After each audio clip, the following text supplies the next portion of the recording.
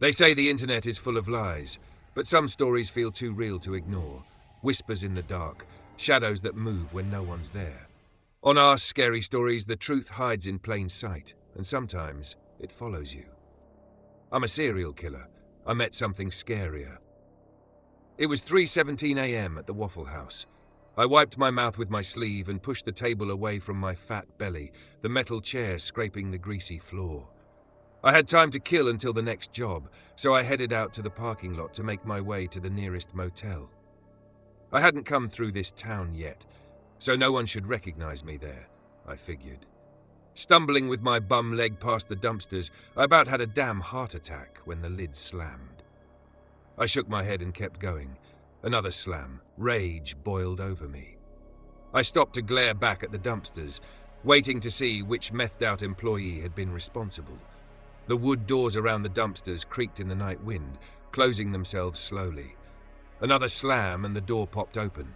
Looking like he'd kicked it open with his foot, the employee strolled out carelessly, whistling a jolly little tune even. I rolled my shoulders and huffed. This fucker was about to learn some respect. I cracked my knuckles and headed back towards him. "Hey!" I shouted. He stopped, startled. I closed the distance and grabbed a fistful of his greasy black apron. He was mid-40s maybe, but looked 80. He had the classic sunken eyes and leathery skin of hard living or drugs. He just stood there, mouth agape, like the stupid animal he was. I wanted to knock out his nasty black teeth. "Do you have any idea? Hey, you there?" Another voice interrupted me. The other man leaned against the building by the door, one hand in his pocket and the other smoking a cigarette. I must have been too angry to have noticed him before. "I've been looking for a truck driver," he said. My grip on the employee tightened in rage. He was shaking now. "Excuse me," I yelled back. "I could use a ride," the man said calmly, "if you'd be so kind." Getting a better look at him, I was more confused. He wasn't an employee. He didn't have the stupid black apron. He wore dusty boots, raggedy jeans and a grey zip-up jacket, but his face was what interested me. Young, bright eyes, pale and smooth skin, blonde, like a halo around his head. My anger was replaced by something else, something darker. I threw the employee to the ground. "Get lost," I told him. He scrambled away, where to I didn't care to look. My focus was on someone else now. I made my way to the other man, wary but interested. "You ain't got fucking family to help you?" I asked. He was pretty. Too pretty. Like one of those weird celebrities with two perfect faces. I couldn't look away. Surely someone would miss him if something happened to him. "Nope," he answered, stomping out his cigarette. "There's no one to care." He picked up the cigarette butt and flicked it into the can beside him. Like he didn't want a litter, like that one cigarette would really make a difference. "Except you, maybe," he said with a smile and a wink. "Maybe I can convince you to care."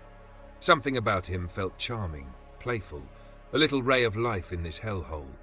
He didn't belong here. Of course, neither did the others I'd picked up. I just had one question. "How old are you?" I asked. Those blue eyes looked me up and down, studying me, not in a nervous manner, but something else. It made me a little uncomfortable, but not enough for me to care. 19, he said after a pause.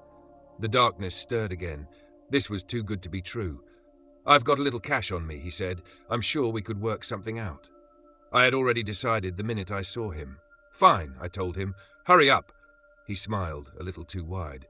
"You're too kind," he said. I scoffed. "Yeah, bud, I'm a real saint." "So where you headed?" I asked as we settled into the cab.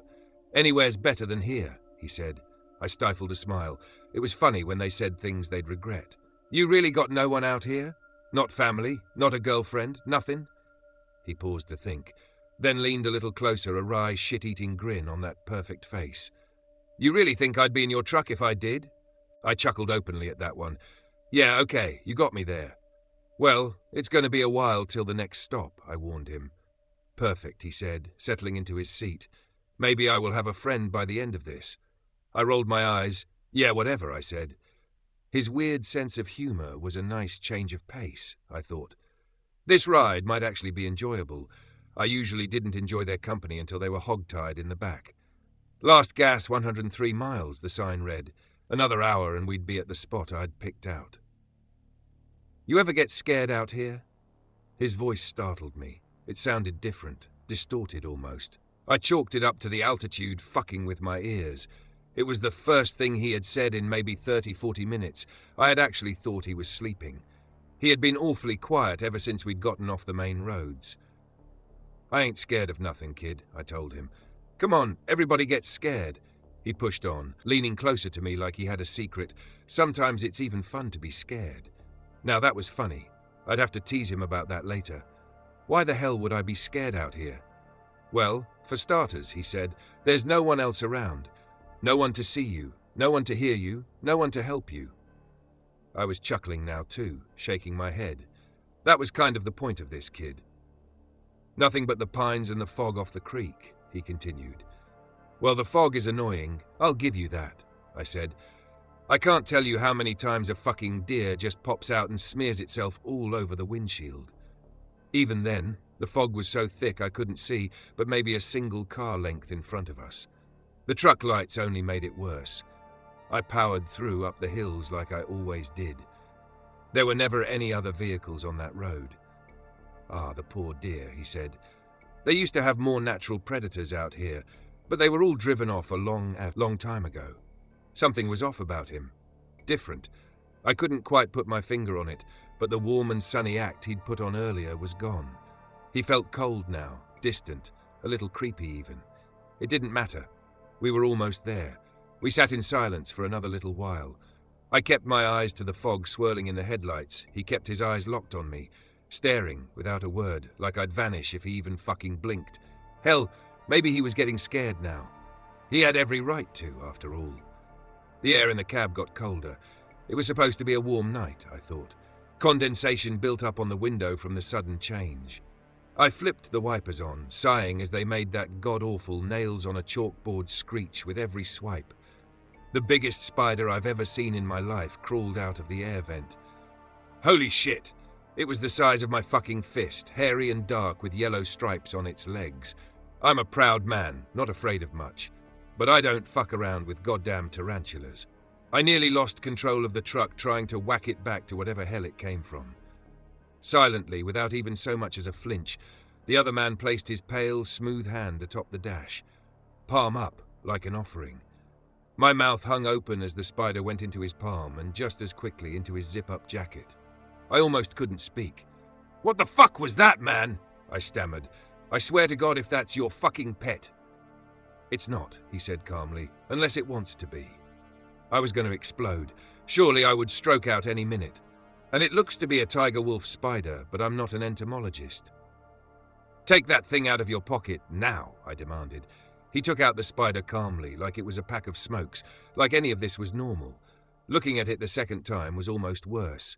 I squinted my eyes and looked away to the road. "Kill that fucking thing." "You'd like that, wouldn't you?" The voice wasn't his. It were a woman's. Hers. From last week. I glanced over. She was in the passenger seat again. Tiny, frail like a bird, a little button nose and blue eyes. Yellow blonde hair. The skin on half her face was gone to gory bone, including a hollow eye socket. The spider climbed into it. "What the fuck?" I slammed on the brakes. The truck skid to a stop as I caught my breath. I looked around frantically. The young man looked groggy, bewildered. He rubbed his eyes and ran his hands through his hair. "How long was I out?" he asked. What the fuck are you talking about?" My heart thumped in my ears, my throat was dry and my body soaked in sweat. I was shaking.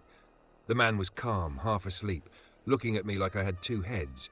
He reached in his pocket and pulled out a pack of smokes. No spider. "You want to take a break?" he asked me, concern in his soft voice. This didn't make sense. "Where's the goddamn spider?" I demanded.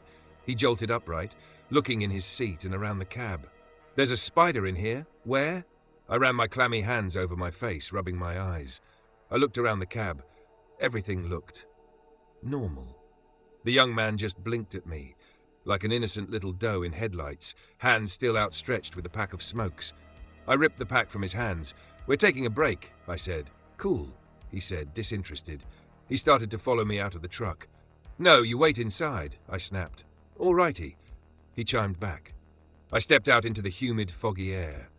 The temperature shocked me. It had been so much colder in the cab. I must have turned the damn AC on and not known it. This wasn't the spot I usually took them to, but it was close enough. Far away enough where no one could see or hear anything, just like that stupid kid said. It would do just fine, and I could just drive his body out farther to where I usually dumped them.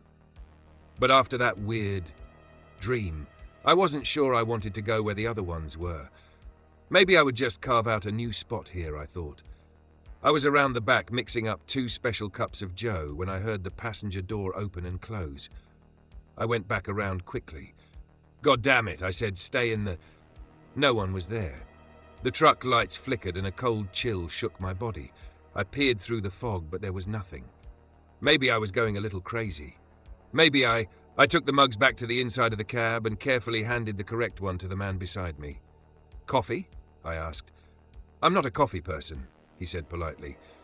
Everyone says that until they have my coffee. I winked. He laughed and shook his head.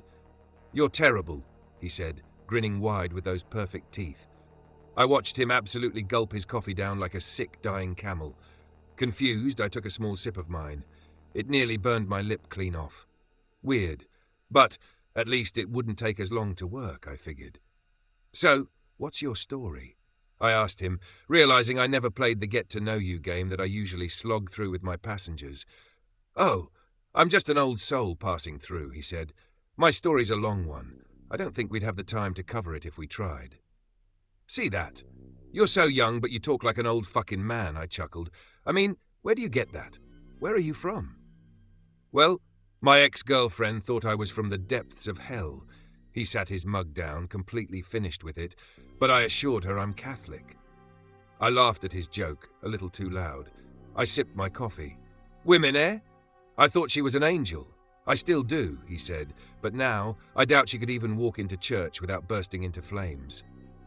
I slapped my knee, doubling over. I couldn't remember the last time I laughed so hard. My cheeks were warm. You're too young to be having fucking women problems, I told him. He murmured, but just the right age to die. I blinked. Huh? That's the perfect age, isn't it? He said. 18 to 21. Blonde hair, blue eyes, no one to miss them.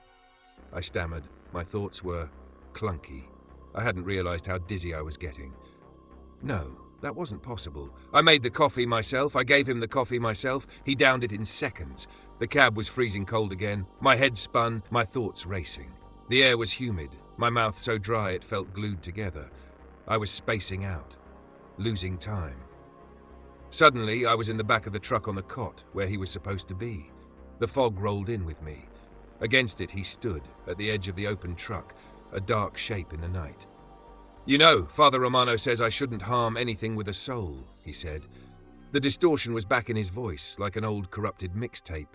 He was holding rope in his hand. And to tell you the truth, he continued, I've always had a soft spot for animals, so I've never liked hurting them. In a blink, he was next to me, tying off my arm, like a tourniquet. But you don't have a soul, do you? He was in my face, inches away, so close he blurred. And you're worse than an animal, because you know better. Tears rolled down my face, the sheer thunder of his voice shaking me to my core. It was unnatural, ungodly. Why did you do it? His voice was soft, calm, as harmless as it had been before. Why did you kill all those poor little girls and boys, and to leave their bodies like that, dumped so unceremoniously in my backyard? He shook his head at me, frowning. At least I kill for a reason. His limbs began snapping. Loud pops as they twisted, contorted, grew taller and longer. A black shadow overtook his body, erasing all trace of his humanity in a blink, like he had never had skin or clothes or even a face to begin with. There was nothing. Only a dark shape remained, made of long twisted muscle and bone, shaped like some bastardized version of a man with horns. Then a smile appeared. That wide smile, so perfect and sharp. I couldn't scream. I couldn't move. I tried to stay awake, but I was fading fast. The figure launched towards me on all fours, moving like a spider on its freaky limbs. It was over top of me in seconds. God, I'm so hungry! His face was almost pressed against mine, bared teeth dripping saliva onto my nose and mouth. I felt nothing. He rose back up in a blink, standing upright, legs bending to fit in the trailer. He wiped his mouth carefully and ran a clawed hand through the silhouette of his once beautiful hair, right between his horns. He sighed. But I have to be patient, he said softly. You need to last. A while. I suppose I'll pick you apart, piece by piece, rationing your disgusting body. His face was in front of mine again, grinning. And then when I'm done making you useful, I'm not going to kill you. Oh no, that's too easy for you. Everything was fading fast, patches of black closing in on me. He grabbed my face with a clawed hand, pulling me close to make sure I heard every word. I'm going to dump your limbless body with all the people you've killed, way out here in the pines. You can use your fucking teeth to dig your way out of the mud, choking on it like you deserve. He dropped my face, my head slamming back down. Everything went dark. I prayed I wouldn't wake up again. Not to this. But my prayers never meant much, and I knew from my sins that the drugs were only temporary. The end. Don't forget to like and subscribe so you won't miss any upcoming videos.